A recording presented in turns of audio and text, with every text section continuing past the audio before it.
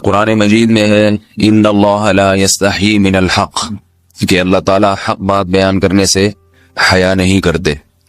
حدیث میں بھی بعض ایسے مسائل کو اللہ کے رسول نے بیان کیا ہے صلی اللہ علیہ وسلم نے جو بظاہر حیا کے خلاف ہیں، مگر اس لیے بیان کیا کہ اگر آپ صلی اللہ علیہ وسلم بیان نہ کرتے تو لوگ ان بے شرمی کے کاموں میں مبتلا ہو جاتے۔ اسی وجہ سے میں بھی یہ ہمت کر رہا ہوں کہ ایک اور ایسا گناہ جس میں لوگ مبتلا ہیں اور وہ ہے حیا کے خلاف، مگر ہے بہرحال شریعت کا مسئلہ اور لوگ اس میں گناہ میں مبتلا بھی ہیں، اس لیے بتانا ضروری ہے۔ وہ یہ ہے کہ لوگ شادی کے بعد بھی آج کی نوجوان نسل زوجہ سے، بیوی سے غیر فطری طریقے سے ہم بستری کرتے ہیں۔ انٹرنیٹ پہ بےہودہ فلمیں دیکھتے ہیں، تو جو چیز انگریزوں کی دیکھ رہے ہیں کہ ان کے کلچر آہستہ آہستہ میڈیا کے ذریعے ہمارے معاشرے میں بھی آ رہا ہے۔ اللہ کے رسول صلی اللہ علیہ وسلم نے لعنت فرمائی ہے، ایک روایت میں ہے کہ اللہ اس کی طرف دیکھے گا نہیں کہ جو اپنی زوجہ سے پچھلے راستے سے ہم بستری کرے گا۔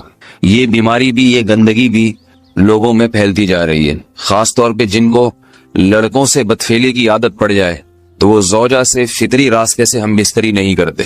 اللہ نے فرمایا کہ نساؤکم حرث لکم، یہ تمہاری زوجات ہیں، بیویاں ہیں، یہ نسل بڑھانے کے لیے ہیں، تو اسی راستے میں انسان اپنی خواہش کو پوری کر سکتا ہے جس راستے سے نسل بڑھتی ہے۔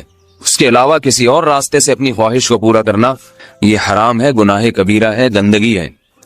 ہمارے پاس کیسز آتے ہیں، ایک فاطمن لڑکی کی شادی ہوتی ہے، لڑکا بھی بظاہر بڑا نیک، لیکن کیا ہے، لڑکا چونکہ ٹھرکی ہوتا ہے، شہوت کا درندہ ہوتا ہے، تو وہ یہ نہیں دیکھتا کہ میں اپنی بری خواہش مٹانے کے لیے میں اپنی زوجہ کو غیر فطری طریقے پر مجبور کیسے کر سکتا ہوں، تو مجبور کرتا ہے پھر اپنی بیوی کو۔ اس میں جو عورتیں زیادہ پاک دامن نہیں ہو، نیک نہ ہو، یا ان کو یہ ڈر ہو کہ طلاق ہو گئی تو ہم کہاں جائیں گے، وہ پھر اپنے شوہر کے ساتھ اسی غیر فطری طریقے پر آمادہ ہو جاتی ہیں، اور اس کا عذاب اور اس کا وبال یہ ہوتا ہے کہ کچھ دنوں میں ان کو بھی اسی کی لت پڑ جاتی ہے۔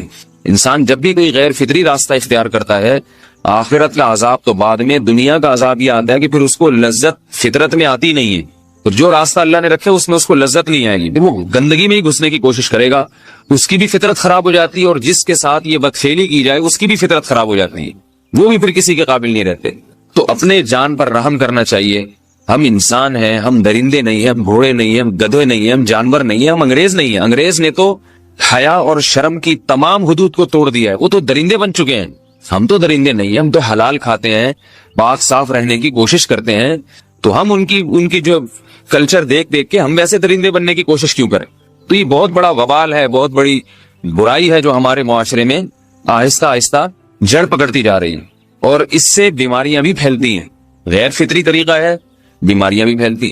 ایسے کیسز آتے ہیں کہ جناب وہ مرد مجبور کر رہا ہے بیوی کو، اور وہ بیوی جو ہے ساتھ نہیں دیتی تو پھر اس کو طلاق کی دھمکیاں دیتے ہیں، ایسے کیسز بھی آتے ہیں۔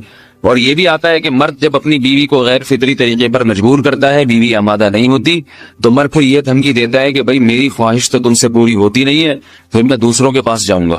تو یاد رکھیں، جس عورت کا شوہر یہ دھمکی دے اس کو کہ میں زنا کروں گا اگر تم نے میری خواہش پوری نہیں کی غیر فطری طریقے سے، تو عورت اپنے شوہر سے کہہ دے کہ جاؤ تم کہیں اور جا کے منہ کالا کرو، تمہاری فطرت میں گندگی ہے تو یہ مجھے گندا بنانے کی کوشش نہ کرو، اس کو زنا کرنے دیں، وہ اللہ آخرت میں اس سے بھگتے گا۔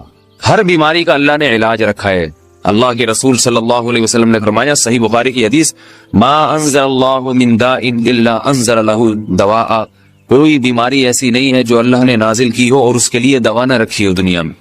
تو اگر کسی کو ایسی لت پڑ گئی ہے غیر فطری کام کی، تو اس کو چاہیے کہ وہ اپنا علاج کرائے، ڈاکٹر سے بھی رابطہ کرے، اور سب سے بڑا علاج یہ کہ کچھ وقت صبر کرے گا، چھوڑ دے گا کچھ عرصے کے لیے، تو خود بخود آہستہ آہستہ صحیح ہو جائے گا۔ ایک آدمی شراب کا عادی ہے، ایک علاج تو یہ کہ ڈاکٹروں سے رابطہ کرے، بہترین علاج کے چھوڑ دے، کتنے دن تڑپے گا؟ ایک دن، 2 دن، 3 دن، 4 دن، 1 ہفتہ، 2 ہفتہ، بہت زیادہ سال ہو جائے گا نا، اس کے بعد خود بخود ٹھیک ہو جائے گا۔ سگریٹ کا عادی ہے، چھوڑ دے گا، تو کتنے لوگ ہم نے دیکھے ہیں دن میں 20 سگریٹ پیتے تھے، چھوڑنے پر آئے تو بالکل ایک دم چھوڑ دی انہوں نے، آہستہ آہستہ کر کے چھوڑ دی، لیکن تکلیف ہوئی مگر عادی ہو گئے۔ تو اب کسی کو یہ لت پڑ گئی ہے غلط کام کی، برائی کی، تو اس کا بہترین علاج یہ ہے کہ وہ اپنے آپ کو بدلنے کی کوشش کرے، ماحول بدلے، اور کچھ وقت صبر کرے گا تو اللہ اس سے یہ عادت چھڑا دے۔ نہیں کی، صبر نہیں کیا اس نے، پھر اسی گندگی میں موت واقع ہوگی، پھر آخرت کا عذاب بہت سخت، نسلیں برباد ہو جاتی ہیں اس عمل سے انسان کی۔ تو بات حیا کے خلاف ہے، مگر یہ کہ ایک بزرگ تھے وہ بات فرما رہے تھے تو کسی نے پوچھا کہ حضرت آپ حیا کے خلاف بات کرتے ہیں، تو انہوں نے فرمایا تم بے حیائی کے کام نہیں چھوڑتے، ہم اس چھڑوانے کے لیے بات کریں تو ہم برے ہیں، اور تم کام کرو تو بھی برے نہیں ہو۔ برائی کا کام کرنے میں برا نہیں بنتا، اور برائی کے خلاف بولنے والا برا بن جاتا ہے کہ دیکھو یہ کیسی باتیں کر رہے ہیں۔ تو وہی باتیں ہیں اس لیے ہیں کہ یہ معاشرے میں یہ برائی پھیلتی چلی جائے گی، اور یہ ہماری اپنا کلچر نہیں ہے، یہ امپورٹ ہو رہا ہے باہر سے، یہ امپورٹ ہو رہا ہے، یہ وہاں میڈیا کے ذریعے آ رہا ہے۔ تو وہ چیزیں دیکھا نہ کریں اور ان لوگوں سے دور رہا کریں۔ ہمیں تو دین کا داعی ہو کے ان کو ہدایت پر لانا تھا، بجائے ہم ہدایت پہ چل کے دوسروں کو چلانے والے بن کے ان کے راستے پہ ہم نے چلنا شروع کر دیا۔ اللہ تعالیٰ ہمیں اب دیکھیں ان کے ہاں ایڈز کا مرض پھیل گیا ہے۔ آپ بتائیے یہ ایڈز کا مرض ہمارا ہے کیا؟ یہ بیماری ہماری ہے یا ان کی ہے؟ ہمارے یہاں بیماریاں ہیں، کھانسی ہے، نزلہ ہے، ٹھیک ہے نا، بلڈ پریشر ہے، شوگر ہے، یہ بیماریاں ہماری ہیں۔ کوئی اللہ کا شکر ہے گندی بیماری ہمارے ہاں نہیں ہے۔ جتنی گندگیاں ہیں وہاں سے آ رہی ہیں۔ ایڈز کا مرض وہاں سے امپورٹ ہوا ہے۔ وہ ایڈز کا مرض اسی بدفعلی کی وجہ سے پیدا ہوتا ہے، اسی سے جراثیم پیدا ہوتے ہیں، اور اتنا خطرناک مرض کے ایسے متعدی ایسے پھیلتا ہے۔ افغانستان میں ایڈز کا ریشو 0 تھا، 0۔ وہ جانتے نہیں تھے کہ ایڈز کا مرض ہوتا کیا ہے۔ جب سے امریکن آرمی، برطانیہ آرمی افغانستان میں آئی ہے، فوجی آئے ہیں، افغانوں میں ایڈز کا مرض پھیل گیا ہے، انہوں نے وہاں بدفعلیاں شروع کر دی ہیں۔ تو وہ تو حالانکہ ان کے لیے زنا کتنا سستا ہے، کتنا سستا ہے نا ان کے لیے زنا، پھر بھی وہ لڑکوں کی طرف مائل ہوتے ہیں۔ تو اتنی گندگی، ایسا گندا جب انسان بن جائے پھر اللہ اس کے وجود کو برقرار نہیں رکھتے، اور رکھتے ہیں تو پھر آخرت میں سزا دینے کے لیے اپنے آپ کو ان گندگیوں سے بچانا چاہیے، حلال پہ اکتفا کرنا چاہیے۔ اللہ تعالی ہمیں حلال پہ قناعت کی توفیق عطا فرمائے اور پاکیزہ لوگوں میں ہمارا شمار فرمائے۔ اگر شادی شدہ عورت 40 دن میں بھی ایک دفعہ، اچھا بھائی دیکھو یہ حیا کے خلاف مسائل جو ہے نا یہ اس چینل پہ نہ پوچھا کرو۔ مرد پر لازم ہے کہ کم سے کم 4 مہینے میں بیوی سے ایک دفعہ وہ لازمی ہم بستری کرے۔ تو اگر وہ 4 مہینے میں ایک دفعہ بھی نہیں کرتا تو پھر جو ہے وہ دیانتاً ذمہ دار ہوگا، اس بات کا خطرہ ہے کہ وہ گناہگار ہو، کیوں حضرت